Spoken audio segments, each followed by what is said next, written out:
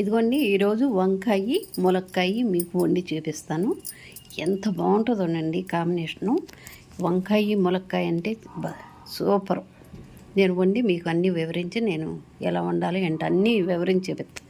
Okay, దానికి కావాల్సిన పదార్థాలు వంకాయ, ఇవ్వండి ఉల్లిపాయ, పచ్చిమిర్చి, ములక్కాడ ఆల్రెడీ ముక్కలు తరిగేసా, వంకాయలు. ఓకే, నేను వండి అన్నీ మీకు చూపిస్తాను. మరి మీకు అదిగోండి ఆయిల్ పోసాను, వంకాయ ములక్కాయ చూపిస్తుందా. అదిగో ఎల్లుల్లిపాయ వేసాను.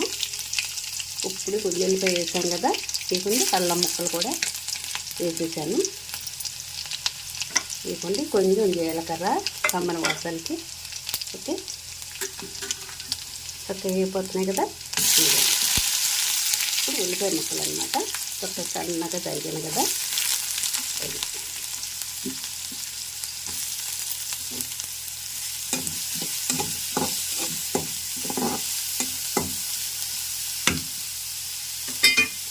చూసారు కదా, ఈ విధంగా చక్కగా చేశాను.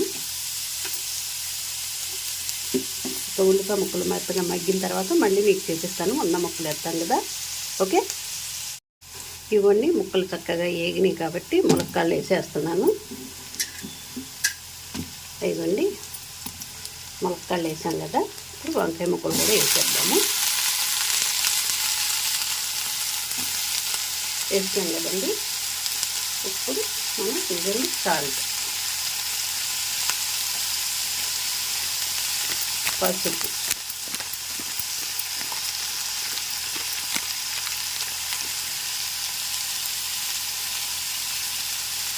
కారం వేసాను కదా. చక్కగా ఈ రకంగా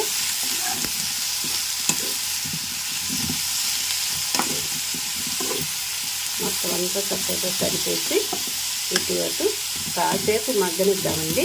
కొంచెం మగ్గిన తర్వాత అప్పుడు నీళ్ళు పోయాలి. మళ్ళీ మీకు చూపిస్తాను నేను. అదిగోండి చక్కగా మగ్గింది కాబట్టి ఇదిగోండి కొంచెం మసాలా వేస్తున్నాను. లాస్ట్లో గరం మసాలా తగిలిస్తాను. ఇప్పుడు కొంచెం మసాలా వేస్తున్నాను, వాటర్ పోస్తున్నానండి. వేయండి.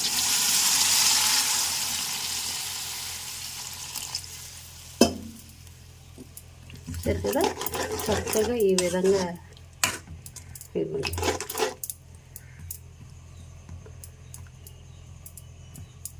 అదే అన్నమాట, ఈ రకంగా స్లో మంట మీద మగ్గనేయండి.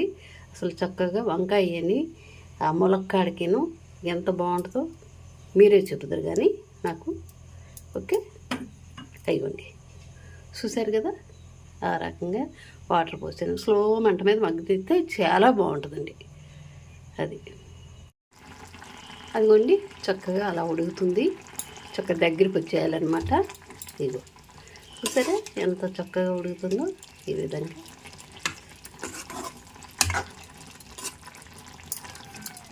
దగ్గరికి వచ్చాక మళ్ళీ మీకు చూపిస్తాను నేను. చూసారుగా ఈ విధంగా.